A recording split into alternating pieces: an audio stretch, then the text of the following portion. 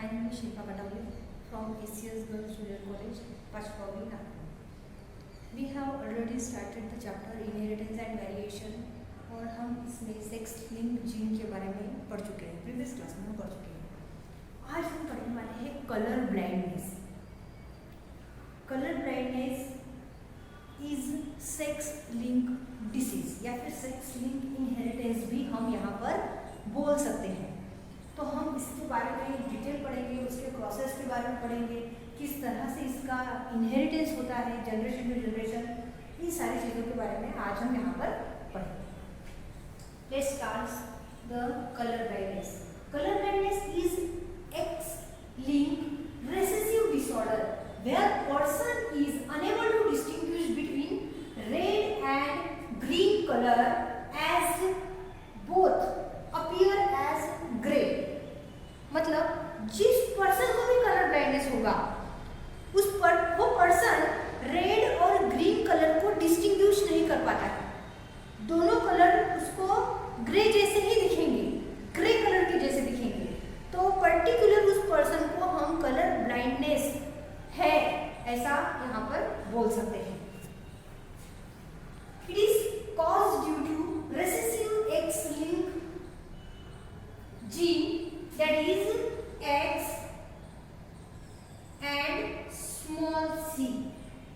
हम डिनोट करेंगे जो रेसेसिव जीन है पर्टिकुलर कलर ब्लाइंड के लिए रिस्पॉन्सिबल होने वाला है, उसके लिए हम एक जीन कंसीडर करेंगे small c which is recessive gene for the color blindness which is situated at the X chromosome।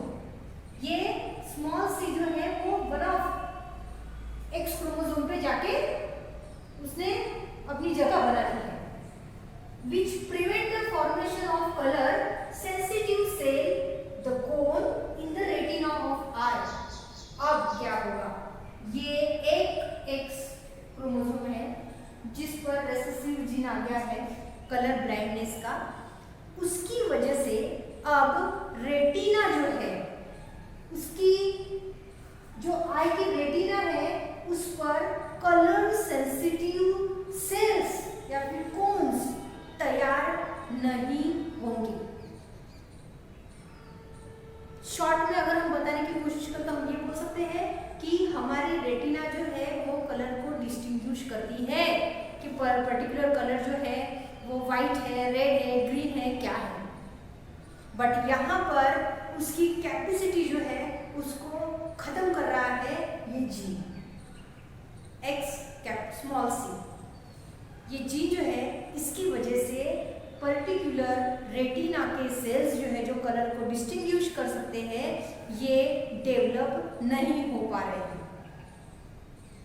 तो फिर अब क्या होगा, पर्टिकुलर जो चाइल्ड है, जो पर्सन है, वो रेड और ग्रीन कलर को डिस्टिंग्विश नहीं कर पाएगा और पर्टिकुलर उस पर्सन को कलर ब्लाइंड है ऐसा हम यहाँ पर बोल सकते हैं। Homozygous recessive female. अब हम यहाँ पर बात करेंगे कि सफरर मतलब पर्टिकुलर उस मेल या फीमेल को कलर ब्लाइंड है ऐसा हम कब बोलेंगे। अब फीमेल में दो क्रोमोसोम होते हैं XX। अगर दोनों क्रोमोसोम पे रेसेसिव जीन, रेसेसिव ट्रेट अगर प्रेजेंट है दैट इज स्मॉल c, दोनों स्मॉल c है, मतलब recessive gene which is responsible for the color blindness present at both the chromosome of X। दोनों क्रोमोसोम जो X के हैं उन पर अगर वो रेसेसिव जीन जो प्रेजेंट है तो वो फीमेल जो है वो कलर ब्लाइंड है ऐसा हम यहाँ पर बोल सकते हैं।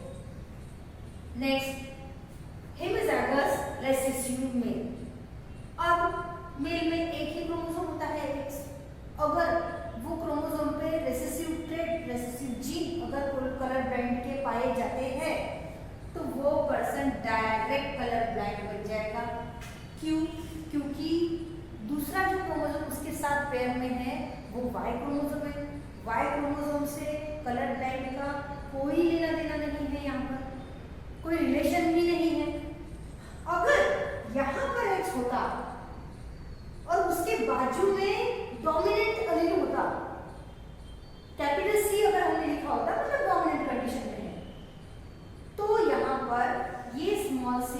को एक्सप्रेस नहीं कर पाता।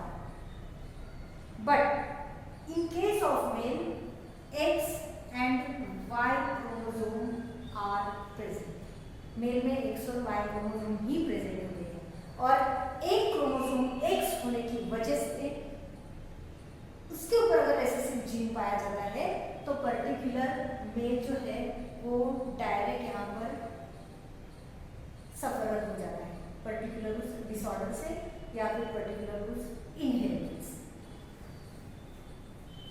The frequency of colour blind male dominant X-linked gene is necessary for the formation of color sensitive cell in the retina of eye।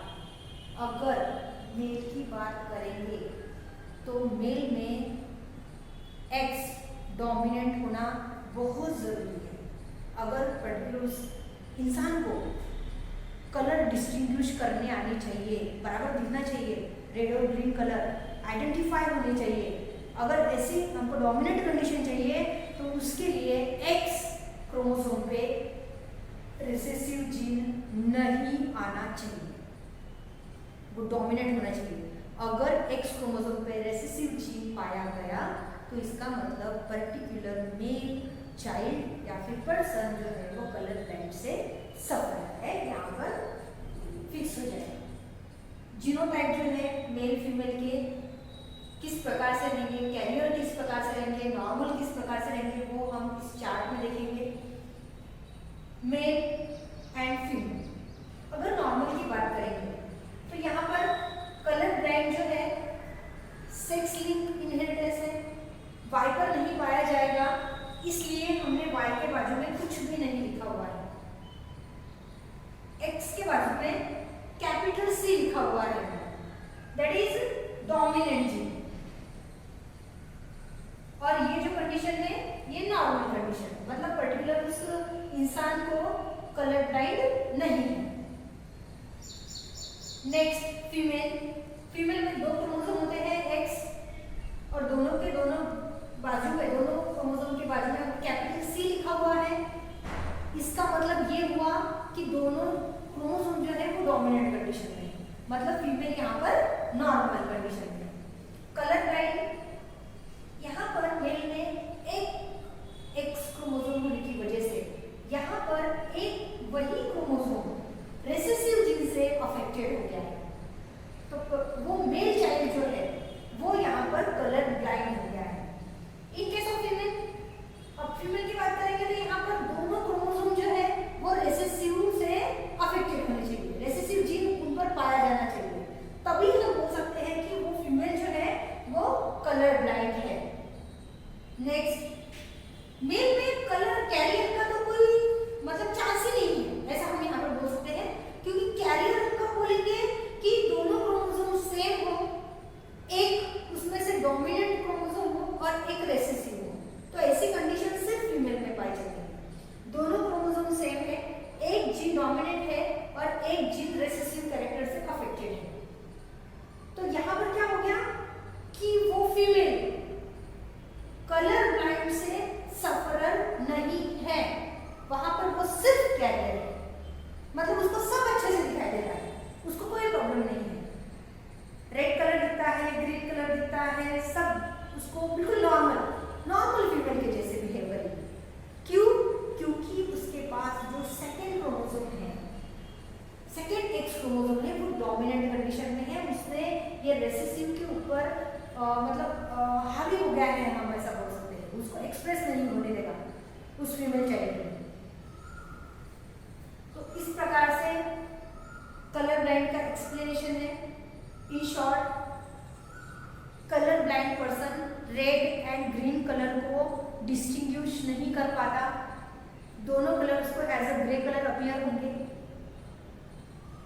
Mail X chromosome एक ही होने की वजह से जल्दी सफरर हो जाते हैं, उनमें एक ही क्रोमोसोम X होने की वजह से कैरियर का वहां पे कोई चांस ही नहीं आता। फीमेल में दो क्रोमोसोम होने की वजह से, दो X क्रोमोसोम होने की वजह से फीमेल में कैरियर की संभावना बढ़ जाती है। अगर वहां पर एक जीन डोमिनेंट है, एक रेसेसिव है, तो फीमेल नॉर्मल रहेगी। दोनों जीन अगर रेसेसिव वहां पर प्रेजेंट है एक्स क्रोमोसोम पर इस तरह से, उसी वक्त उस फीमेल को हम कलर ब्लाइंड बोल सकते हैं। इसका एक एग्जांपल हम यहाँ पर लेके चलेंगे। Marriage between colour blind mail, this is colour blind mail with normal female, this is normal female, will produce normal vision male and female offspring in F1 generation. The son have normal vision and female will be the carrier from this disease. अब यहाँ पर बोला गया है कि अगर colour blind mail लेते हैं, नॉर्मल फीमेल लेती है, तो जो सन हमको मिलेंगे वो नॉर्मल रहेंगे और जो फीमेल चाइल्ड हमको मिलेंगे वो रहेंगी कैरियर। तो किस प्रकार से मिलेंगे, पॉसिबिलिटीज जो है हम यहाँ पर निकालेंगे। This is colour blind male, X Y chromosome are present and X is affected by the recessive colour blind gene. Normal female, 2 X chromosome are present and both are dominant in condition.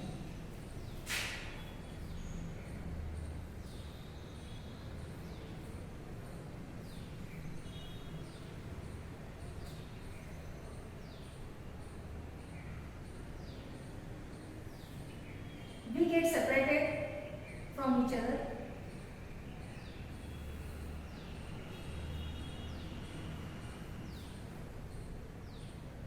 ये जो X chromosome है with recessive gene, इसका cross अगर हम particular इससे करते हैं, female के डोमिनेंट X से करते हैं, तो हमको यहाँ पर मिलती है carrier female.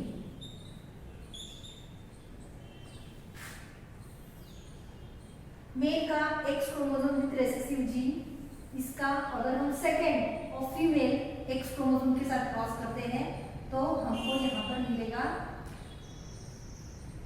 Again carrier female. Next, this Y chromosome with dominant X of female, then here we get normal male.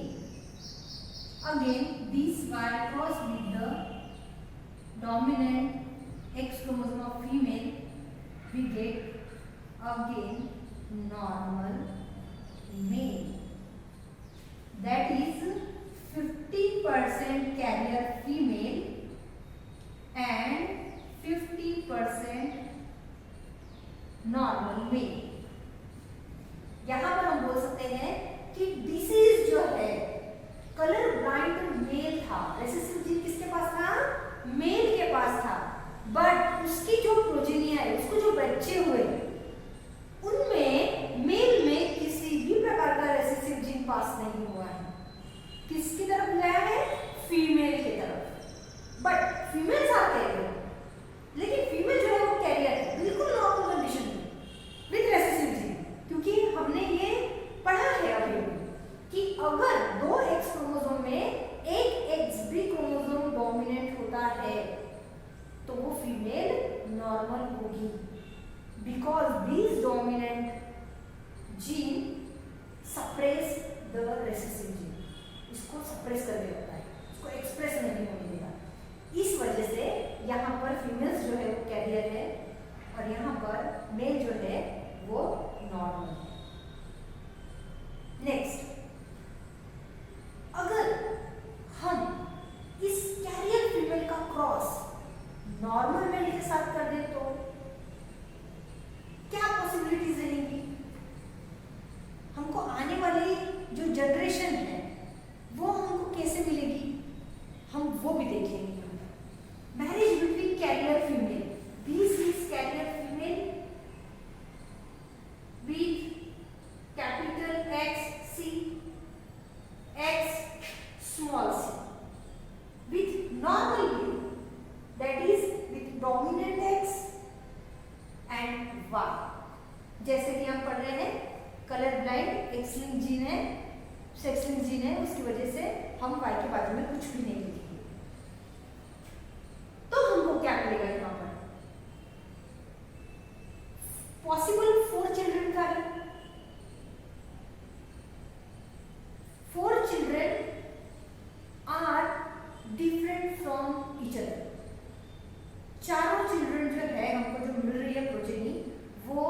एक दूसरे से अलग रहेगी। देखते हैं यहाँ this X C X small C X C this is Y. This capital C means dominant X chromosome of carrier daughter cross with the dominant X chromosome of the male. Here progeny will be normal female. Next, these dominant X chromosome with capital C cross with the Y chromosome of normal male, that is X capital C Y, normal male. Next, this X with recessive gene small c will be X with dominant gene, X with recessive gene. This is carrier female. Last one, X chromosome with recessive gene of daughter, that is female, cross with the Y chromosome of normal male, that is color blind male. 4 children are 100% progeny, means we can say here 25% normal female, 25% normal male, 25% carrier female and 25% color blind male. यहाँ पर 4 children हैं जो एक दूसरे से बिल्कुल अलग है, 25%। ठीक है, अब what happened in overall colour blind, पूरे के पूरे कलर ब्लाइंड में हमको क्या समझ में आ रहा है? Colour blind is a disease which pass from the father to his grandson.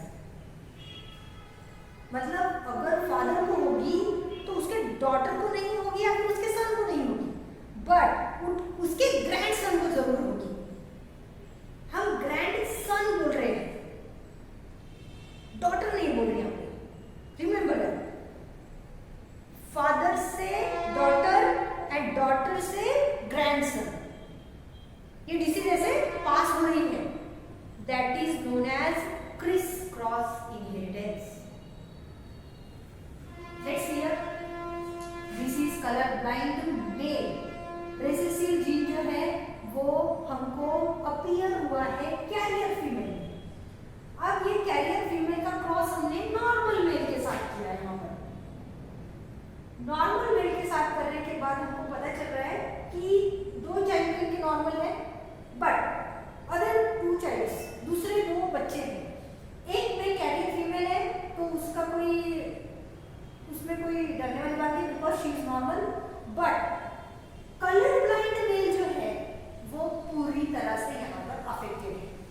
This is grandson of this father. यहाँ पर फादर से रेसेसिव जीन इनहेरिट हुआ टू द डॉटर, डॉटर की तरफ इनहेरिट हुआ है, एंड डॉटर से ग्रैंडसन की तरफ।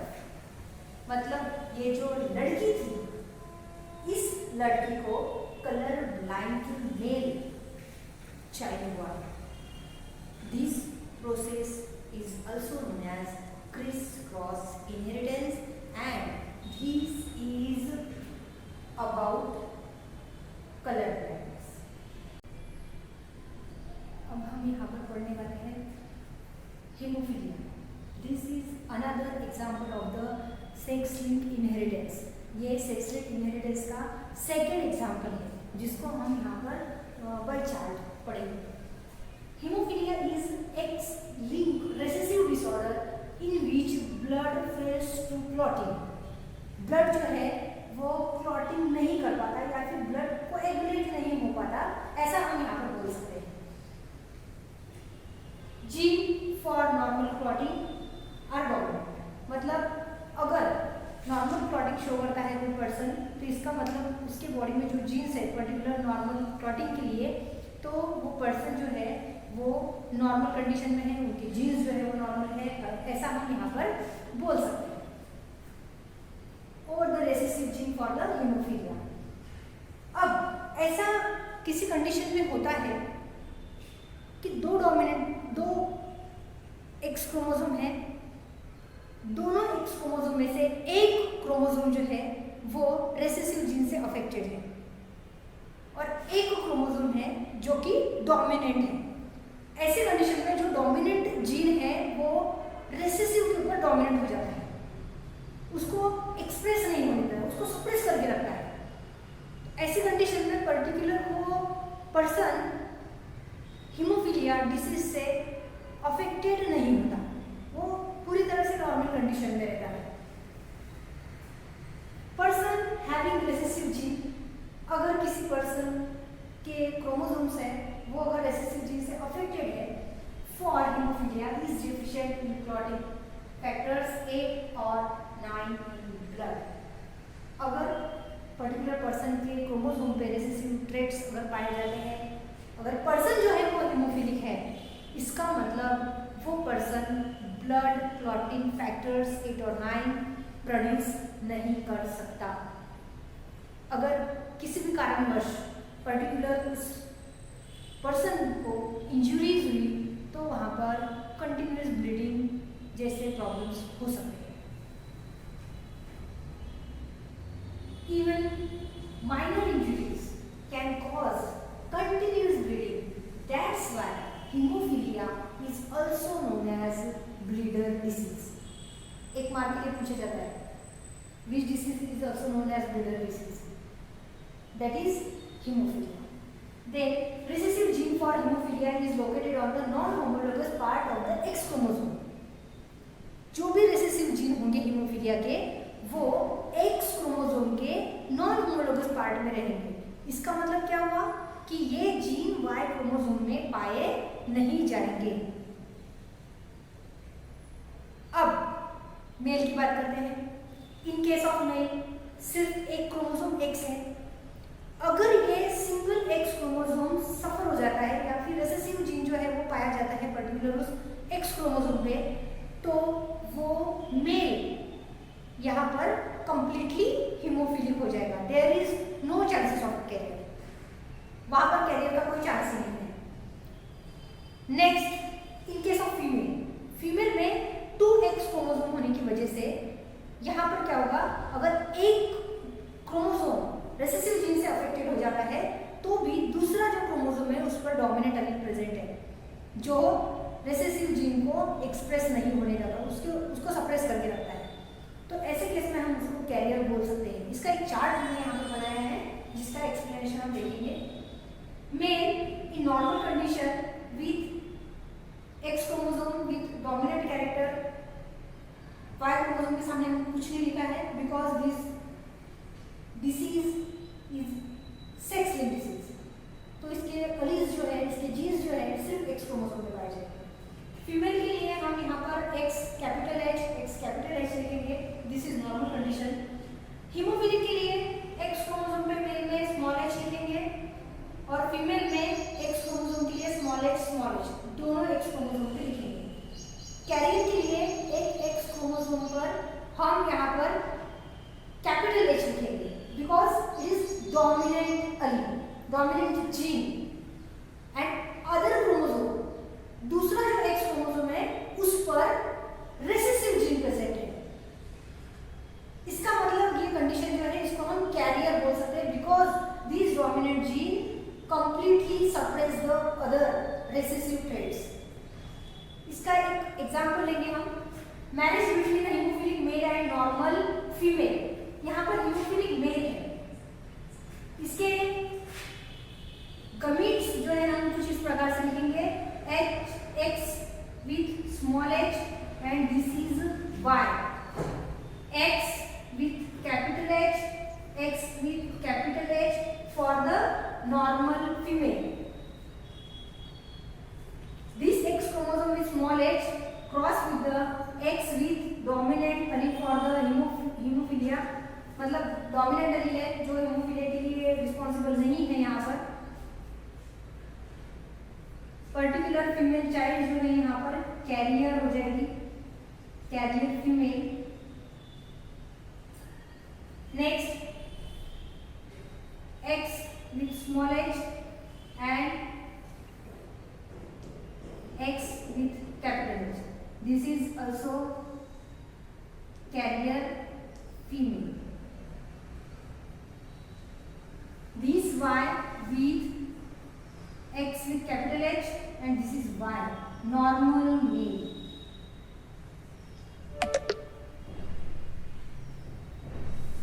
This Y with X with capital H and Y. This is normal male. हमको यहाँ पर ये क्रॉस जो है ये बिल्कुल हमारे कलर लाइन के जैसे मिलेगा। 50% carrier female for haemophilia and 50% normal, हम नॉर्मल मेल के साथ।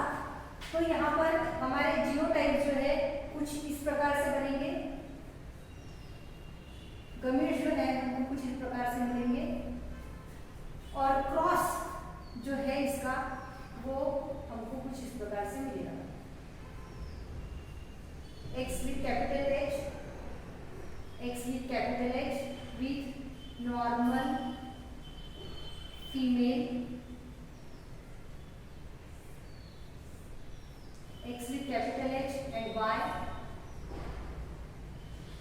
normal male, capital X with capital H, capital X with small h.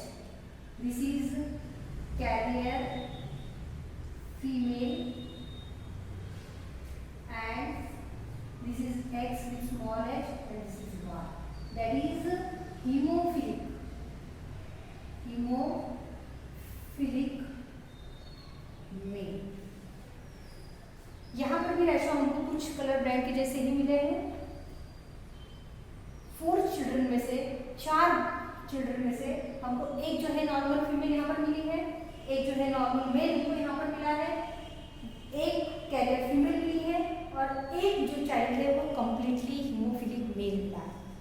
तो हम पूरे चार्ट में से पूरे हीमोफिलिया का जो हमने एग्जाम्पल लिया इसमें से हम क्या बोल सकते हैं, disease hemophilia inherit from the father to his grandson through his daughter. Father से ग्रैंडसन की तरफ आ रही है और उसके डॉटर के थ्रू आ रही है। तो इसको हम बोलते हैं Chris cross inheritance and this is all about the haemophilia. Thank you.